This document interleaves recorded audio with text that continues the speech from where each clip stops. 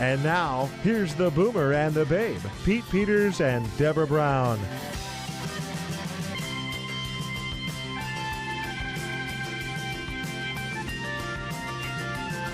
So Kim, tell me about A New Day, A New Vision. I know that's the name of your business. Yes. It also sounds like a way to live, a way to think of life. Mm-hmm. And your book is called All I Want Is Everything, which again, sounds like a lot more than just a great title. So tell me about what you're doing. Okay. Well, A New Day, A New Vision is not only the name of my company, it's my life philosophy. Every morning when we wake up, we create a new opportunity to become closer to who we want to be. The vision that we can create for ourselves can be anything. You know, there's endless opportunities for us out there within our life as well as within our interaction with other people. And that's really how the name of my company came about, is that every morning when my feet hit the ground, I create a new thought process for how I'm going to live my day. So you're at choice every moment of the day, Mm-hmm. whether it will be a happy moment or a not so happy moment. Is Right. that kind of what you're telling us? Absolutely. And if I've had a bad day, the next morning when my feet hit the ground again, it is a new day. That's right. Yeah. That's right. Another opportunity. And I love the title of the book, All I Want Is Everything. And it almost sounds like, gosh, if she has everything, can I have everything too? Yes. Can I have everything too? You can. You can. How does that work? We all can have everything. There are not limits. Sure, we need to figure out what that everything is and decide what our priorities are. Does that have to do with your vision? It has to do with your vision of who you want to be, but that needs to become clear first. Okay. So within my book, what I've done is kind of taken it step by step. They're baby steps. And the first book is based on finding ourselves. Not to the exclusion of others, but it is so important that we know who we are and who we want to be. Mm-hmm. And a lot of times we just get caught up in everything.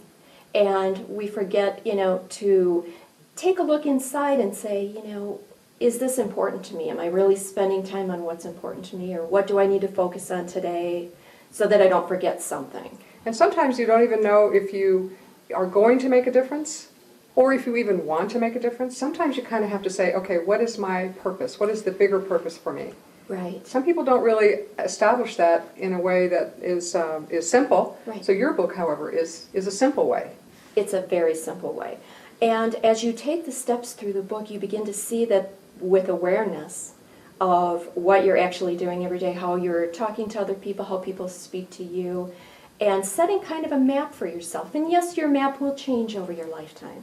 It's not always going to be the same. Mm-hmm. But that you have a direction to move in is vitally important to finding the happiness, which once you've established what makes you happy and what makes your spirit bright, you can then go on to share that with others, and it affects your relationships, and it affects how you raise your children, it affects how you interact with people at work, and you're striving for success. What I know is that you were on a journey, literally, in the car, in a mountain top area, and you realized, gosh, I am not as happy as I would like to be. Absolutely. And this is what started you on this exploration. And then, frankly, it's a gift that you give others when you put it down on paper and you say, this is how you too can figure out what your journey is and what your end result is going to be for a happy life. Absolutely. And you want to end up happy, Don't we really want to end up happy? I really do. And we all need to figure it out, and whether we figure it out sooner, like I did, and was able to enjoy my entire life and look at every moment of my life as a gift, or you figure it out near the end of your life and you don't have as much time to teach others and to let them learn. Well, this book is a celebration. And what I like about it is there's one exercise where you basically tell people, write on the paper, but turn the paper sideways and write across the lines. I think that's one of my favorite things in the whole book, is that... Yeah, a lot of times we're too conventional. Right. And with rushing through life, we don't look at all the things. Well, it's the same way. If we're so used to writing on the lines, by pushing ourselves a little uncomfortable, a little tilt, a little tilt, whoopsie-daisy, here I go. Feel right. Yep. That a lot of your feelings, your true feelings, will come out after you practice doing that a little bit more.